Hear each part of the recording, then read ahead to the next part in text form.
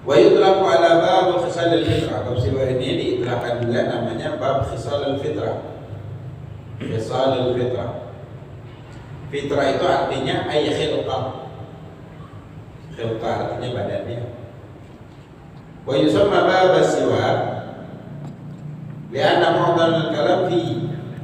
Kenapa dinamakan bab siwa? Karena kebanyakan penjelasannya tentang siwa yang melewat. Ini di surah Al-Baqarah ayat 123 Allah Ta'ala berfirman, wa idh ibtala Ibrahim rabbuhu bikalimatin fa'atammahun. Dan ingatlah ketika Ibrahim diuji dengan Tuhannya dengan beberapa kalimat, maka dia menyempurnakan. Kalimat ini adalah beberapa perintah dan dia datangkan dengan sempurna. Kata Gala Tawus, berkata Tawus, Ali bin Abbas radhiyallahu anhuma, dari Sayyidina Abdullah bin Abbas radhiyallahu anhuma, ibtalahu Allah minha bi asyrati asya. Allah uji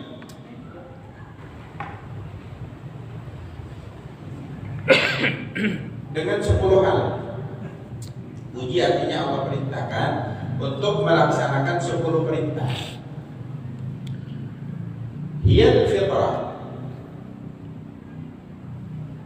yang itu berkaitan dengan badan. Fitrah itu artinya khilqah. Zakatul fitrah, zakatul badan, zakatul mal, zakatul harta, zakat harta. Gitu ya. Fitrah ini namanya bahasa Arab itu satu kata itu bisa multi makna ya.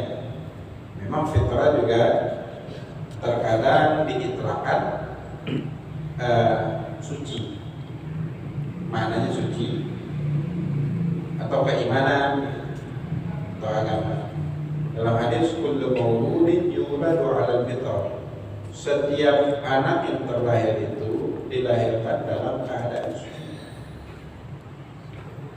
Kayak di dalam Islam itu nggak ada namanya dosa waris, nggak ada dosa yang diwariskan dari orang tuanya. Anak hasil dari perbuatan zina, dia nggak ada, dia terlahir dalam keadaan suci. Meninggal sebelum balik dia dijamin surga, karena kan suci itu nggak ada.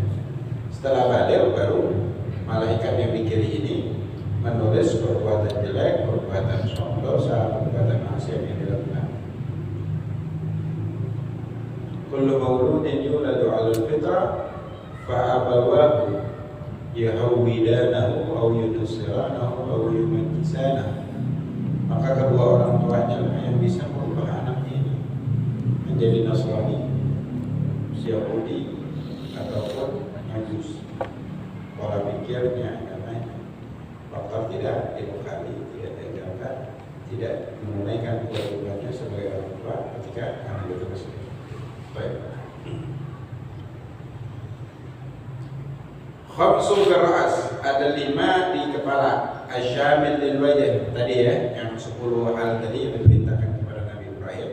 5 di kepala yang meliputi wajah. Yang pertama qassu syarib, merapikan kumis. Di sini ada 2 pendapat ya.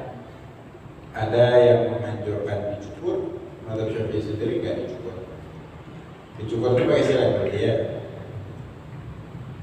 Kalau mazhabnya Syafi'i dianjurkan dipotong, dirapikan atau dipendekkan. Mazhab yang lain disunahkan dicukur habis. Taruhlah mazhab. Wal madmadah, kemudian berkumur-kumur. Wal istinsyaq, memasukkan air ke hidung. Wasiwak, ada siwak. Wa farqur ra's, farqur ra's ini apa? Ketika nyisir itu dibelah rambutnya, nggak di belakang. Dan Nabi melakukan itu ya. Sebenarnya umumnya Nabi pakai peci. Wa khamsun fil jasad, 5 di jasad. Taqlimul adhafir,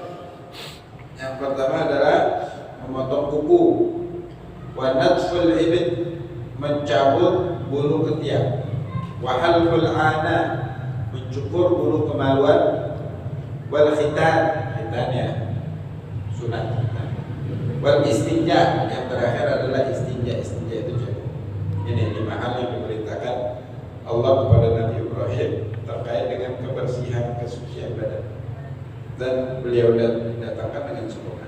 Perintah ini diperintahkan pula, disyariatkan pula di syariatnya Nabi Muhammad SAW. Al-khaslatul ula, dari sekian dari 10 khisalul fitrah ini, yang paling pertama dibahas karena yang paling banyak adalah siwak. Ta'rif lughatan ad-dal. Siwak itu secara bahasa artinya adalah menggosok. Syar'an, secara syar'i, dalkul asnani wa ma hawalaiha bi kulli syai'in khashin, menggosok gigi dan semua dan bagian sekitaran gigi, yaitu gusi-gusinya, bi kulli khashin, dengan sesuatu yang kasar. Kasar di sini lawannya licin, jadi tidak terlalu licin. Kasar artinya kasar yang bisa dipakai untuk membersihkan gigi dan gusi, ya aman untuk gusi, maksudnya kasarnya ya, bukan kasar yang bisa nyakitin.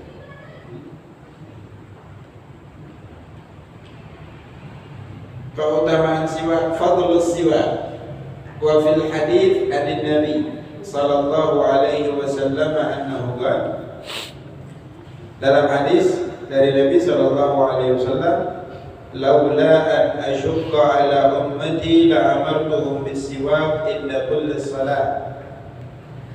Kalau tidak dikhawatirkan memberatkan kepada umatku, maka aku akan perintahkan mereka, itu wajibkan untuk bersiwak setiap kali sholat. Nabi kan sayang kepada umat. Nabi perintah itu perintah sayang. Kenapa? Karena keutamaannya yang luar biasa. Cuman kalau diwajibkan, Nabi takutnya ada yang tidak laksanakan, maka dia dosa. Itu yang kekhawatirannya. Makanya sholat tarawih Nabi keluar cuma 3 kali aja seumur hidup berjamaah sama sahabat. Karena takutnya ketika sahabat antusias sholat terus tiap malam, 1 malam penuh, turun perintah untuk diwajibkan sholat tarawih. Jadi hati mengkhawatirkan oleh Nabi. Dan kalian gak mau, takut.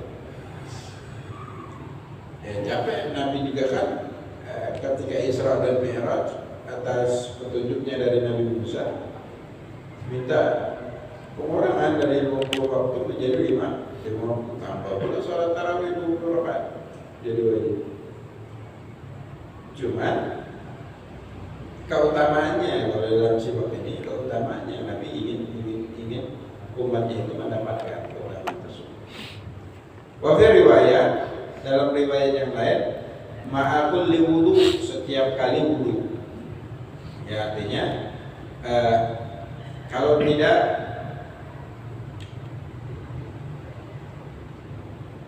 aku khawatir memberatkan kepada umatku, maka aku akan perintahkan mereka untuk selalu bersiwak setiap kali berwudu. Riwayat yang lain sholat, riwayat yang tentunya lagi wudu. Dua-duanya riwayatnya sahih di dalam Sahih Bukhari dan juga di Muslim. Baik. Wa qala kadzalik, terus Nabi dalam hadis juga, dalam hadis yang lain, asyiwaku matharatun lil fam, siwak itu membersihkan, mensucikan untuk mulut. Mardatun lil rabb, mendatangkan keridhaan dari Tuhan. Wa majlatun lil basar, bisa membuat mata itu terang. Wa qala aidan, dalam hadis yang lain Nabi bersabda, rak'atani bisiwakin khairun min sab'ina rak'atan bighairi siwak. 2 rakaat yang dia lakukan dengan bersiwak itu lebih afdal daripada 70 rakaat tanpa siwak. Jadi kita sholat sunnah 2 rakaat pakai siwak, sholat sunnah 70 rakaat nggak pakai siwak. Itu 70 capek, itu 70 yang 2 rakaat dulu. Ini yang Nabi minta dulu karena ada pukulannya yang luar biasa. Jelas. Abu Nu'aim di dalam hadis ada sanad yang hadis bahwa kebetulan fil aqwal wa rijaluhu mawjudun. Begini, siwak terus. Disebutkan umatnya Nabi itu umatan makrumah, umat yang disayangi oleh Allah. Cuman gosok gigi sebelum sholat 70 rakaat kan dengan 2 rakaat. Ini hadisnya sahih. Hari terakhir Nabi ketika di hari Senin di waktu duha, Nabi itu beberapa kali pingsan. Beliau minta izin untuk dirawat di rumahnya Aisyah selama sakit. Istrinya lain memberikan izin. Suatu ketika saudaranya Sayyidatuna Aisyah, kalau nggak salah namanya Abdurrahman, masuk sambil membawa siwak di mulutnya. Nabi melihat karena dalam keadaan sakit, Sayyidatuna Aisyah bertanya, apakah kau mau aku ambilkan siwak? Nabi mengaku.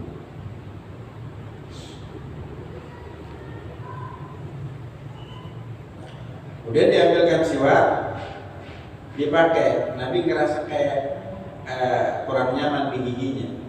Maka kata Sayyidatuna Aisyah, tanya lagi, maukah kau aku lembutkan? Maka digigitlah siwak itu oleh Sayyidatuna Aisyah. Kayu Arab, kayunya namanya kayu Arab, bukan kayu siwak ya. Siwak itu nama aktivitasnya, nama fi'ilnya itu siwak, menggosok. Kayunya itu namanya kayu Arab yang afdal, walaupun nggak perlu pakai kayu Arab. Nah, karena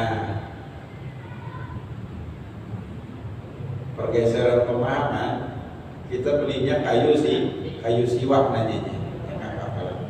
Cuman mana aslinya seperti itu. Nah, Nabi pakai. Gak lama Nabi wafat. Jadi termasuk akhir-akhir umurnya Nabi itu yang Nabi lakukan siwak. Dan Nabi ini bangun tidur, mau tidur, baca Quran, mau sholat, masuk rumah, masuk masjid, selalu bersiwak.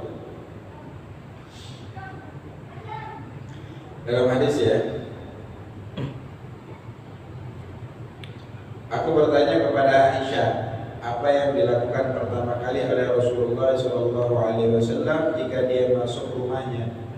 Beliau menjawab, bersiwak. Hadis riwayat Muslim. Masuk masjid, masuk rumah, Nabi siwak.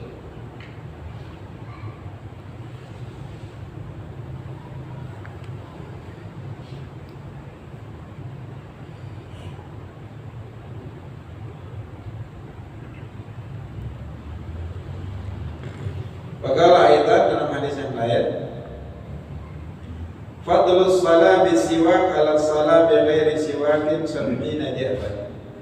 Keutamaan sholat yang dikerjakan dengan siwak, dengan sholat tanpa siwak itu 70 kali lipat.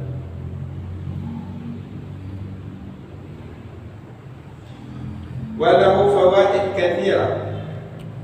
Siwak ini punya faedah yang sangat banyak. Awsalaha ba'dhum ila nifin wa sab'in. Sebagian mengkalkulasi faedah dari bersiwak sampailah ke 70-an faedah. Minha diantaranya annahu yutahhirul fam wa yurtaqab, membersihkan mulut, diridai oleh Allah Ta'ala, wa yubayyadul asnan, memutihkan gigi, Itu tadi. wa yutimun nakha, menyegarkan bau mulut, wa yusawwid dhahr. Nah, ini disebut juga meratakan punggung atau menguatkan punggung ya. Sampai ke situ. Wa alam mana prosesnya. Cuman ini dijelaskan oleh ulama. Wa yashuddul lidzah, menguatkan gusti. Kemudian juga wa yubtilu syai', memperlambat turunnya keluarnya uban. Ubannya. Wa yusaffil khilqah, Jarang siwak. wa yuzakkil fitnah. Kemudian juga memperlambat penuaan, katanya memperlambat penuaan. Sampai ke situ. Wa yuzakkil fitnah, Dah tua-tua dah kalau bersifat. merangsang kecerdasan, menambah kecerdasan. Wa belajar melipat gandakan pahala. Wa yusahilun nazar, mempermudah roh itu keluar dari jasad ketika sakratul maut. Sakratul maut kan rasa sakitnya seperti apa? Seperti ditusuk 70 pedang, seperti kambing dikuliti hidup-hidup, pedihnya. Nah, dengan bersiwak ini memperlancar. Ada orang sakratul maut sampai berhari-hari mau disentak itu roh nggak keluar-keluar, disiksa ya, jumur-jumur. Wa yadhakkiru syahadah, mengingatkan kalimat syahadat di akhir ajalnya. Syahadat itu la ilaha illallah. Ini siwak ini. Dalam hadis, man kana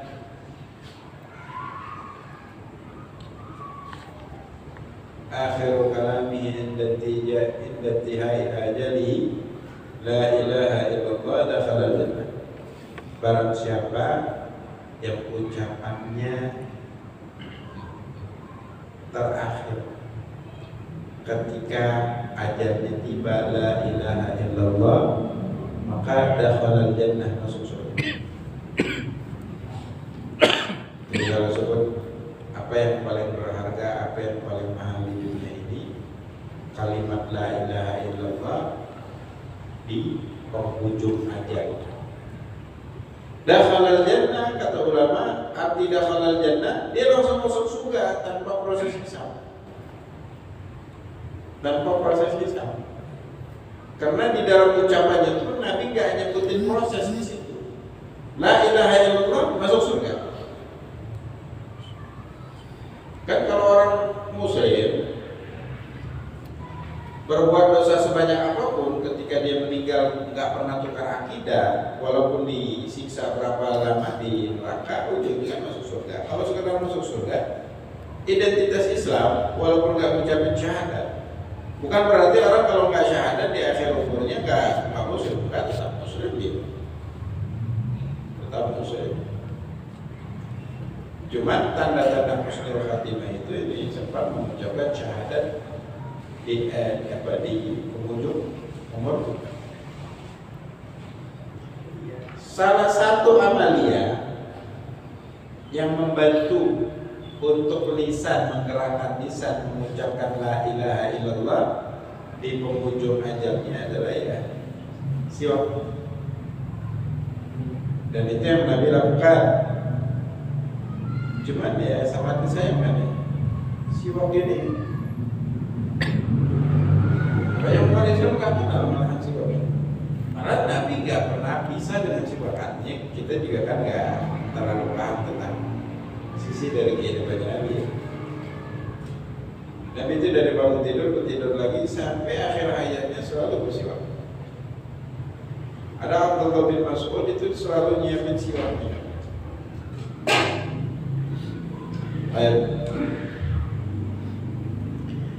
Kemudian juga wa idamatuhu turisus salah,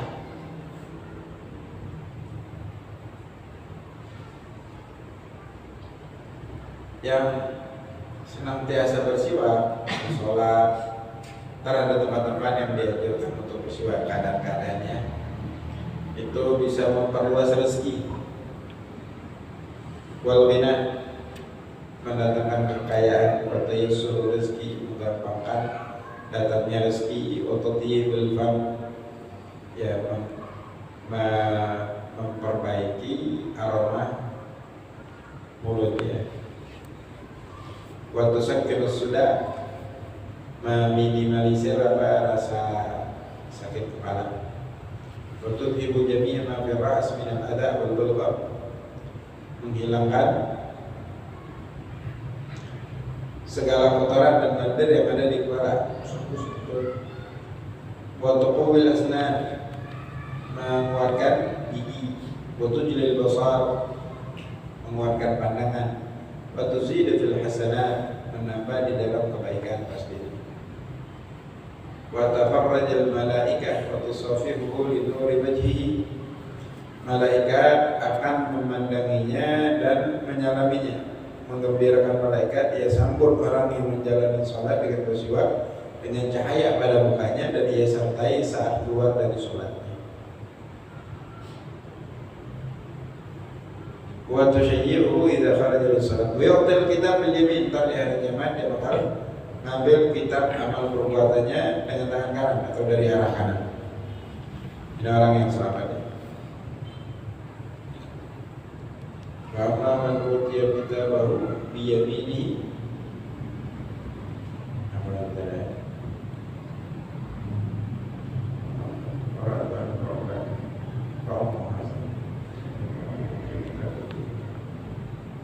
Baik, itu yang selamat ya. Wa tadhhabul judam, tudhibul judam, menghilangkan dusta. Wa tanmil mal, harta bertambah, wal aulad, wa juga membuat banyak keturunan. Wa tu'adisul insan fi qabrihi, siwak ini jadi penghibur saat dalam kuburnya kelak. Kan sendirian itu nggak nyaman, ini tempat baru, alam barzah. Siwak ini datang untuk menemani dirinya, untuk buat dia nyaman, untuk Allah mulai kasih buat apa diciptakan seperti manusia. Wa ya'tihi al-malakul maut alaihi salam inda qabdi ruhihi fi surah hasanah. Ketika mau nyabut nyawanya, malaikat maut itu datang dalam bentuk yang baik, yang bagus. Kalau orang kafir, orang fasik, bentuknya menyeramkannya. Baik, selanjutnya ahkam siwak, hukum siwak. Wajibun, yang pertama wajib. Idza tawaqqafat alaihi izaratun najasah wa izaratu rihin kariha li salatil jum'ah wa idza nadara. Yang pertama wajib kalau seandainya tidak bisa najis itu hilang di dalam mulutnya ya, kecuali harus pakai siwak. Seandainya ini tergambar najis apa yang ada di situ, berarti makan najis atau memasukkan najis ya di mulutnya dan cuma bisa dihilangkan dengan ini. Baik, ini jarang lain. Yang kedua wajib itu kalau dia nadarkan. Nah ini pasti. Semua yang sunnah ketika dinadarkan menjadi wajib. Cuma nadar itu harus diucapkan. Kalau dalam hati nggak jadi, nadar itu tak berarti apapun. Dan nadar itu cuma berlaku untuk perkara yang sunnah. Kalau ada orang nadar, kalau aku usahain berhasil, aku nadar mau botak, wajib nggak? Nggak wajib. Ngapain botak? Nggak sunnah. Sunnah botak itu di haji. Anak ketika lahir jadi botakin, bukan dicukur, dipitak-pitak aja nggak dibotakin, itu nggak sunnah malah. Pahala pun syukur orang kafir masuk Islam yang laki-laki sunahkan botak, syukur pahalanya. Sama ketika rambutnya itu banyak kutunya, banyak kutumbenya, tak nyaman buat. Afdalnya sunnahnya dibotakin. Sunnahnya dibotakin. Selain itu nggak botok itu nggak ada juga. Ya. Dia haji dan umroh ketika tahallul memperolehkan botak. Kecuali kalau dia masih mau umroh terakhir baru dibotak. Dan itu untuk laki-laki, perempuan kan.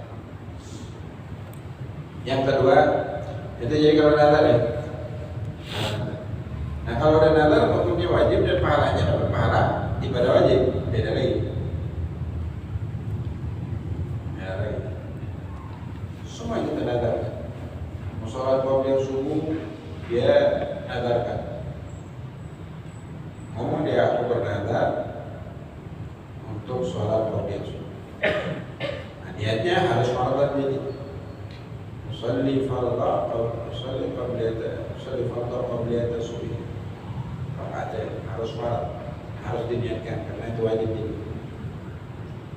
Nazar untuk bersedekah. Masuk jalan Jumat, ya Allah aku bernadar 10.000 untuk kotak amal masjid.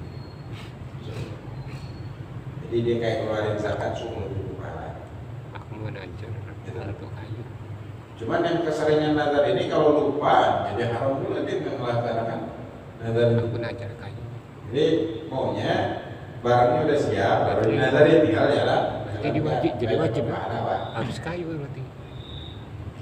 Yang kedua mandub, hukumnya sunnah. Dan ini hukum asalnya, hukum asal siwak itu sunnah. Wa yata'akkad fi mawadhi' asyara ilaihi ba'dahu. Dan itu sangat dianjurkan di beberapa keadaan.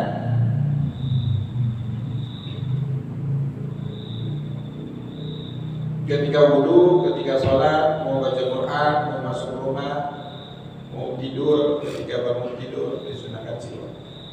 Sikat gigi niatin siwak bisa. Sikat gigi ya mau tidur, sikat gigi niatin siwak. Siwak mau tidur. Kalau mau tidur niatin siwak ketika sikat gigi. Karena siwak ini harus niatin. Kemudian siwak untuk sholat, kemudian sholat untuk baik. Wa makruhun lis-sha'im ba'da zawal, dan makruh untuk orang yang puasa kapan sebabnya dia makruh? Kalau setelah zawal. Zawal itu ada tuh tergelincirnya matahari dari atas bumi.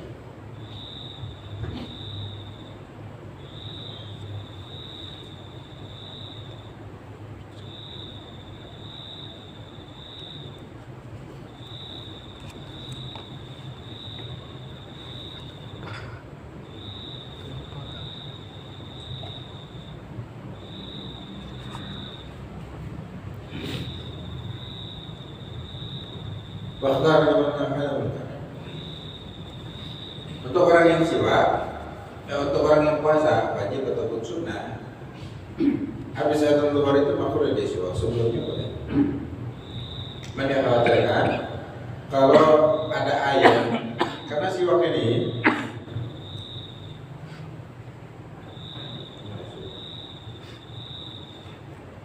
dia cara pakainya, kalau setiap kali habis dipakai, mau dipakai lagi dicuci pakai air.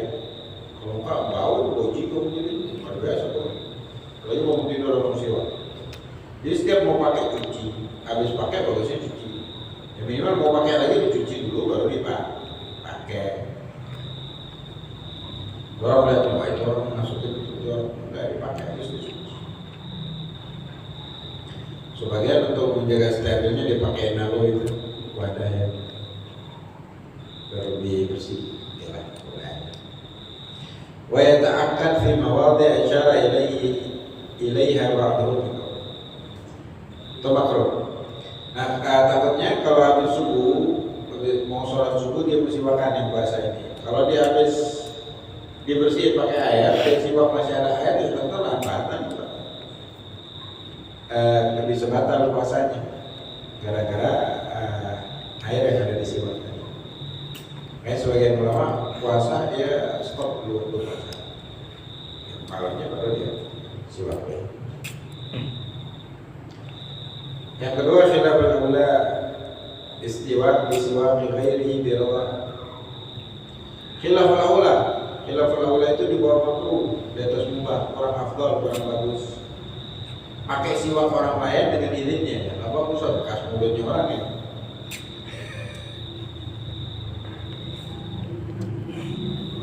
Illa litabarruk, kecuali siwak bekas orang lain untuk tabarruk, mengambil keberkahan, memendung, maka disunahkan.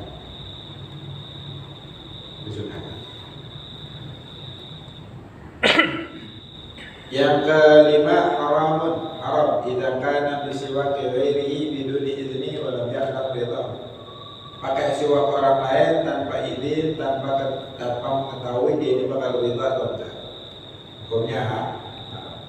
Ini sama semuanya umum ya. Pakai sendal orang lain. Sudah di masjid, sendalnya baru beli, pula. Mau wudu pakai sendal orang lain harganya malah jutaan. Pakai untuk wudu. Malam ini, walaupun sudah jepit punya orang lain yang boleh tak itu. Kecuali kita tahu teman kita nggak ini pun dia bakal ini, itu boleh. Mana kalau sudah kita ngomong ke dia, tahu dia nggak ridha, dosa juga. Cuman hukum awalnya boleh kalau kita tahu. Kalau kita nggak tahu memiliki, gimana kita mau mengetahui ridha atau nggak ridha? Sedia atau nggak sedia, jadi dikasih. Ini yang namanya gosok dalam Islam. Gosok, memakai hak yang orang lain, menguasai. Cuma kalau dibalikan, beda dengan sariko. Kalau dulu itu kan benar-benar mau diambil keseluruhannya. Kalau ini dipakai tanpa izinnya, tanpa sepengetahuannya, kita nggak tahu dari itu apa enggak.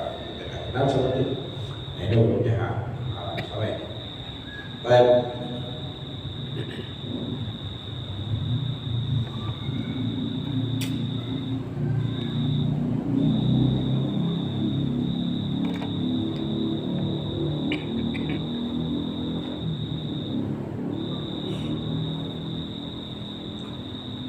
Kalau di dalam wudu dan di dalam mandi, siwak itu tempatnya kapan?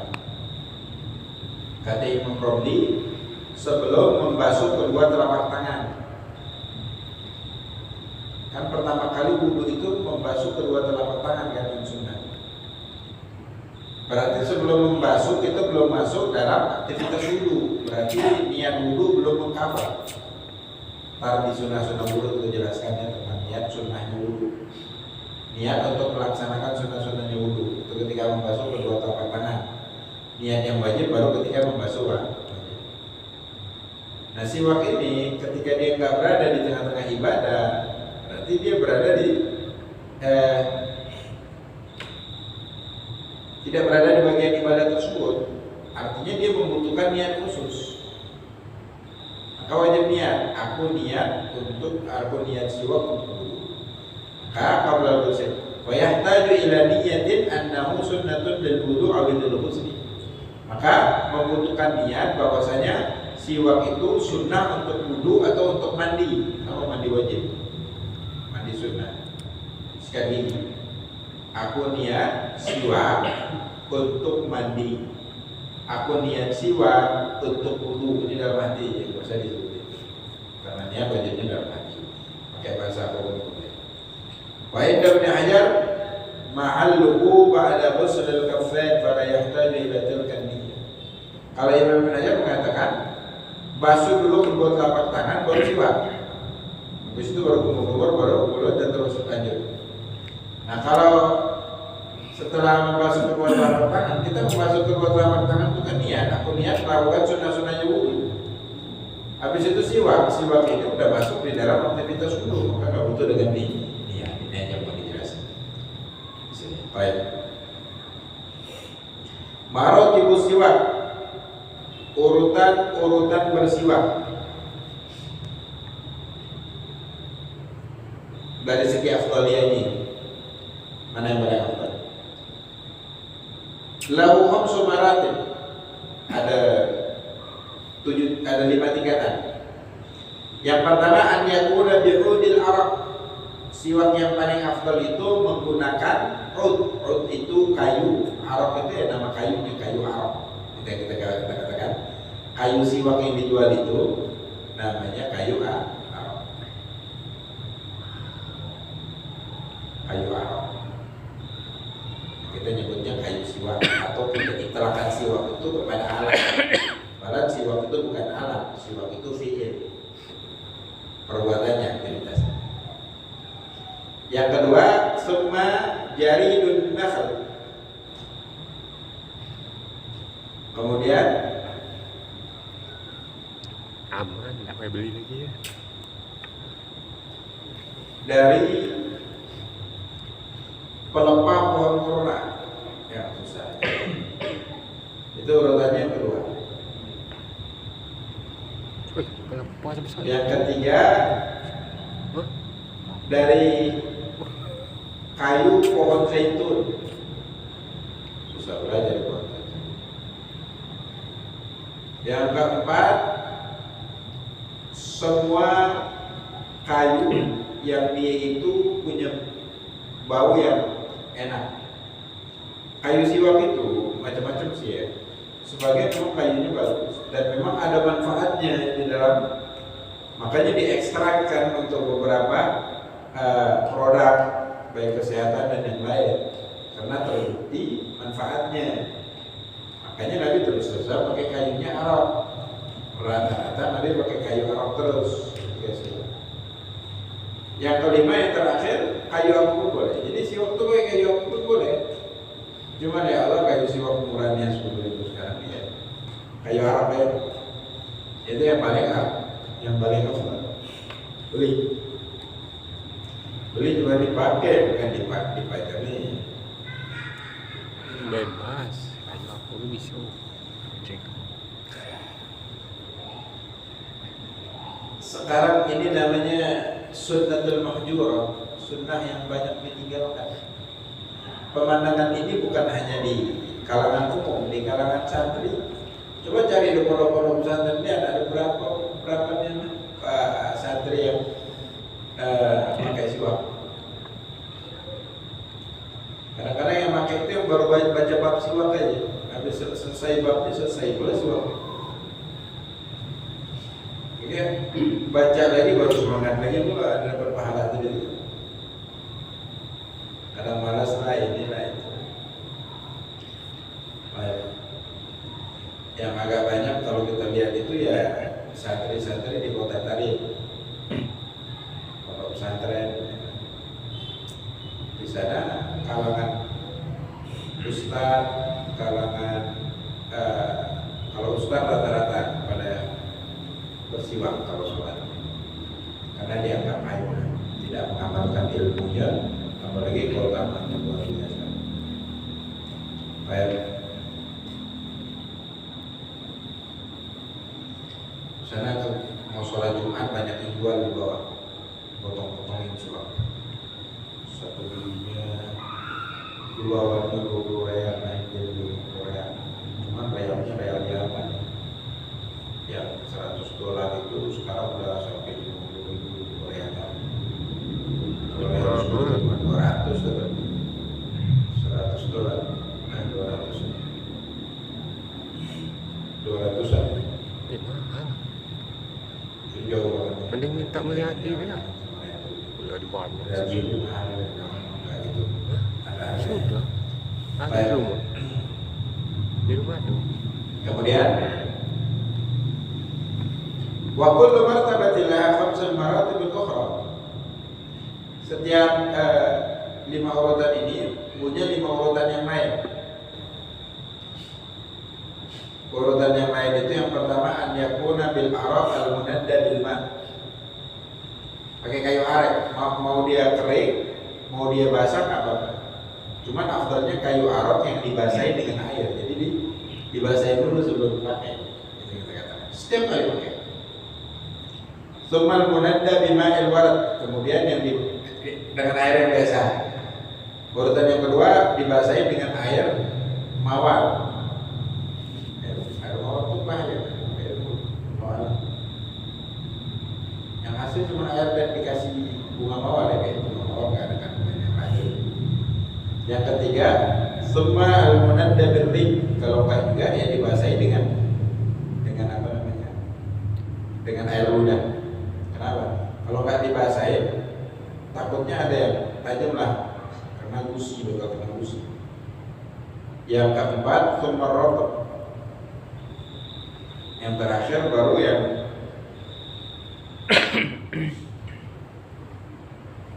dibasahi dengan apapun ya, atau memang aslinya bahasa kayunya, ini baru-baru pertama kali diambil. Yang terakhir kering, jadi ada urutan. Walhasil yang afdal itu pakai kayu Arab, dan kayu Arabnya setiap mau dipakai dibasahi dulu, baru dia bersama.